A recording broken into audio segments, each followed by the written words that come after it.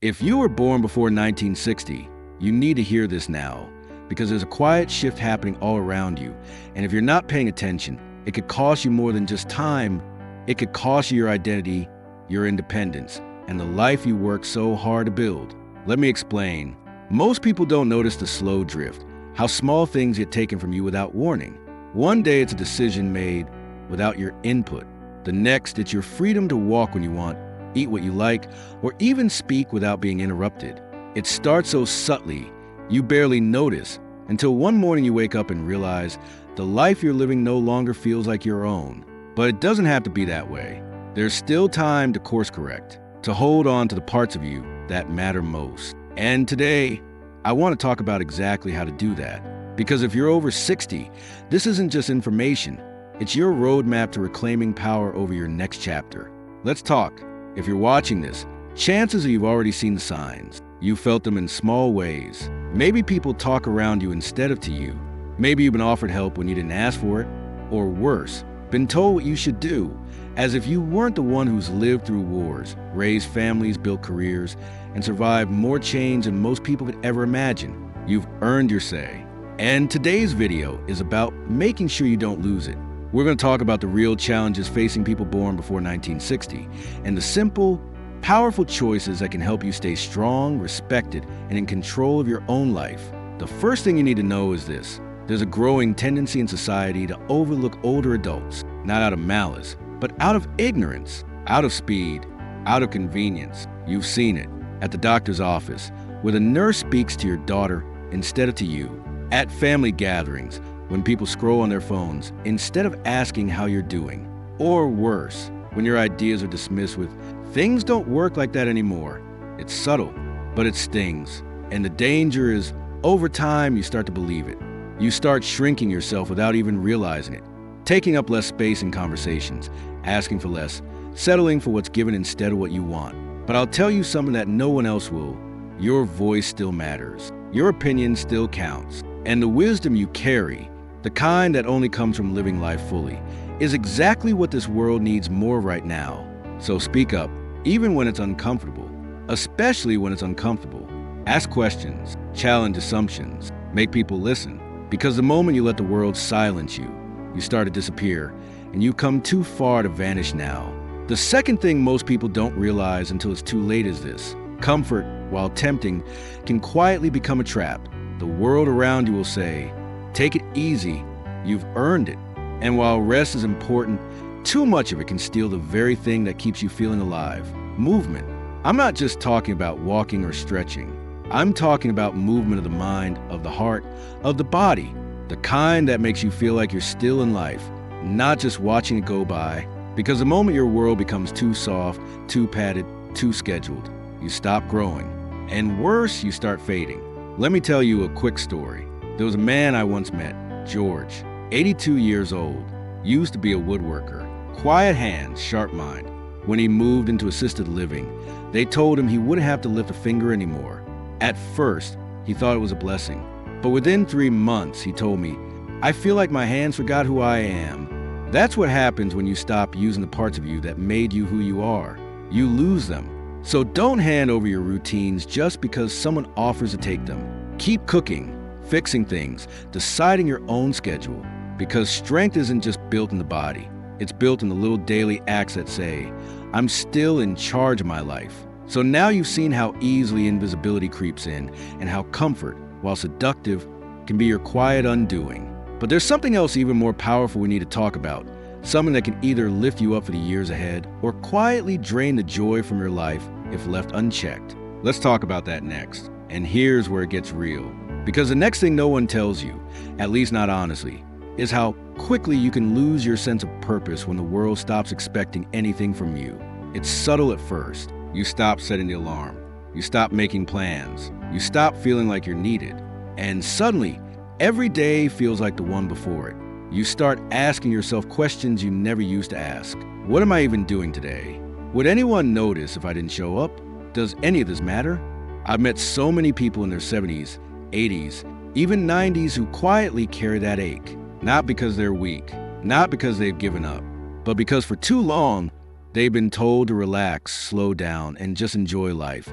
as if being needed was something they should grow out of. But here's what I've learned. People don't lose purpose because they get old. They lose purpose because others stop giving them space to matter.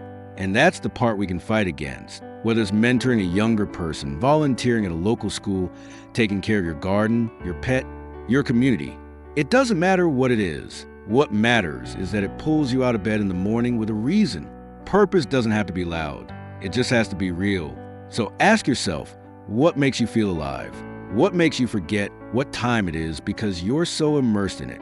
That's your compass. Follow it, even if it doesn't make sense to anyone else. Because when you have a reason to wake up, you age differently. You walk with more energy. You speak with more light. You live with more meaning. And people notice. They respond. Because energy like that is magnetic, no matter how old you are. Now, let's talk about something that gets brushed under the rug way too often.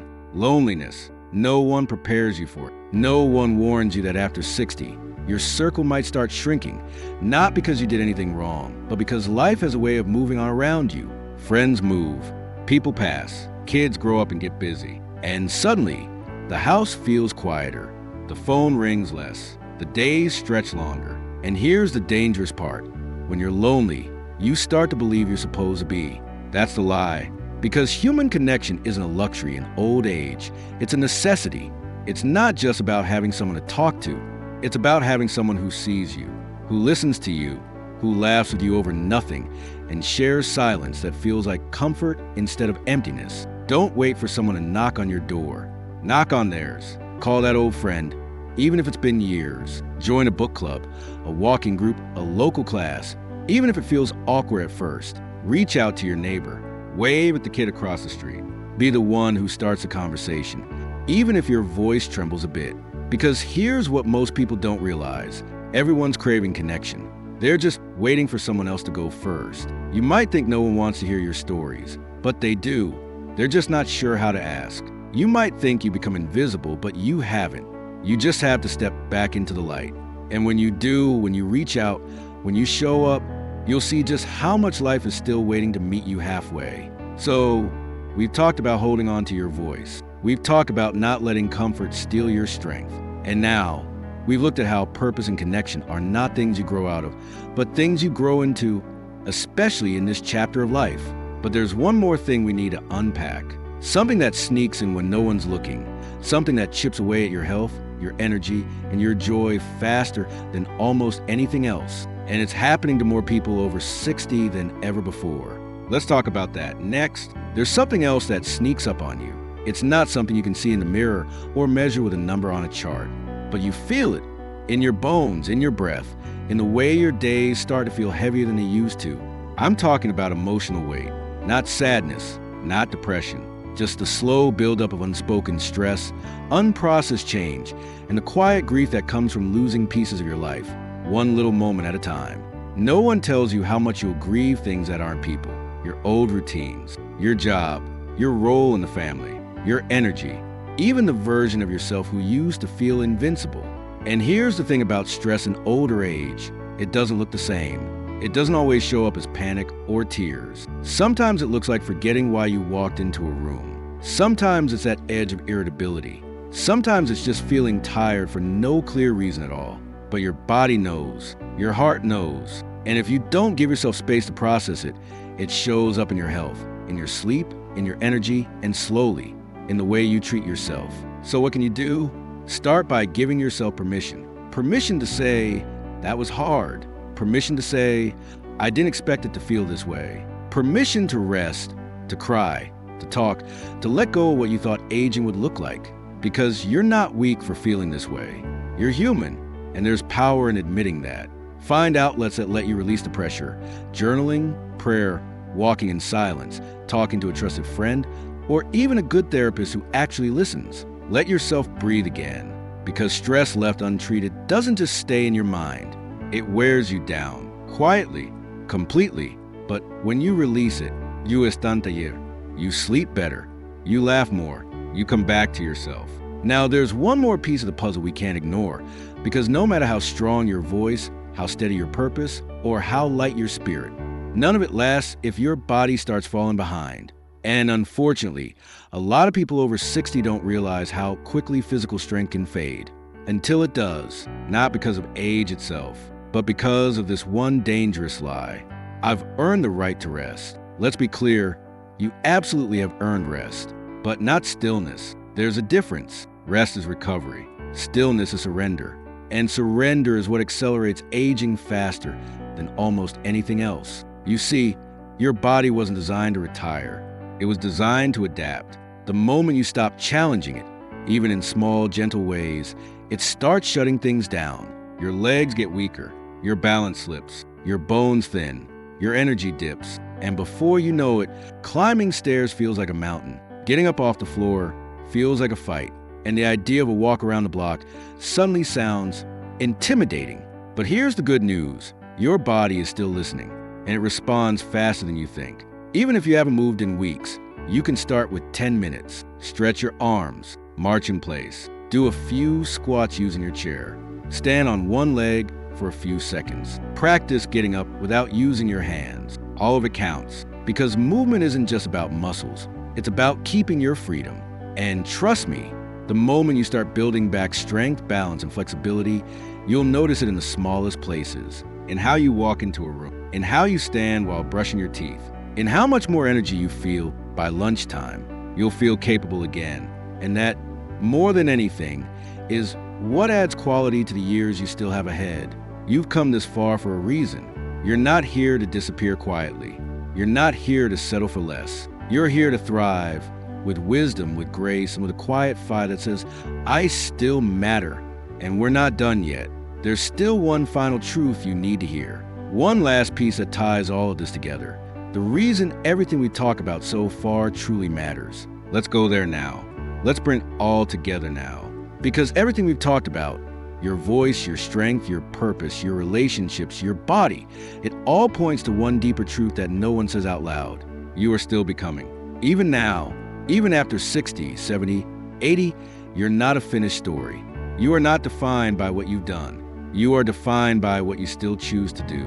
And that choice, it's still yours. Not the doctor's, not your kids', not society's, yours. But here's what stands in the way for so many people your age, the myth that it's too late. Too late to get strong again. Too late to reconnect with someone you love. Too late to start something new. Too late to feel seen. It's not. In fact, some of the most powerful moments of your life, some of the most you moments, might still be waiting for you. But they won't just happen. You have to reach for them. Start small. Call someone you've lost touch with. Clean out that drawer that's been bothering you for months. Say yes to something that scares you just a little. Say no to something that drains your spirit. The point isn't perfection. It's motion. It's momentum. Because once you start moving toward the life you want, even in tiny steps, life has a way of meeting you halfway. And the people around you, they'll feel it. They'll hear it in your voice. They'll see it in the way you carry yourself. They'll sense that something is different. Not because you're trying to be young again, but because you've remembered something they haven't yet figured out. That aging isn't decline. It's a reveal. It strips away what doesn't matter. It clarifies what does. So let me ask you, what do you want the rest of your life to feel like? Not look like, not sound like. Feel like, because the truth is, you've still got time. Maybe not forever, but enough. Enough to surprise yourself. Enough to write a new chapter. Enough to be the example, the proof that growing older doesn't mean fading out. It means stepping fully into wisdom, into power, into freedom, into joy. Yes, the world is moving fast. Yes, things are changing, but that doesn't mean you don't belong in it. In fact, your presence, your calm, seasoned presence, is exactly what this world needs more of. People talk about youth like it's the peak, but you know better. Youth has energy, but age has weight. It has substance. And it carries a kind of grace that can only come from walking to the fire and still being here, still choosing to rise. So if no one's told you this in a while, let me say it clearly. You're not behind. You're not done. You're not invisible. You are exactly where you need to be. And if you're willing to protect your voice, honor your purpose, move your body, and show up for connection, then what's ahead might be even richer than what's behind. Because the truth is, there's still time. Time to reclaim your joy. Time to live with intention. Time to be the version of yourself you always promised you'd become. Don't waste it. And if this message touched something in you, if it stirred something awake, leave a comment below. Just a few words about what resonated with you most. Your voice might be exactly what someone else needs to hear today. And if you haven't yet, hit that subscribe button and turn on the bell. Not because it helps the algorithm, but because we're building something here, a community of people who refuse to give up on what matters. So thank you for being here, for listening, for remembering that this life is still yours. Here's to living it fully, not someday, not when the stars align. Now, because you were born before 1960, and you're just getting started.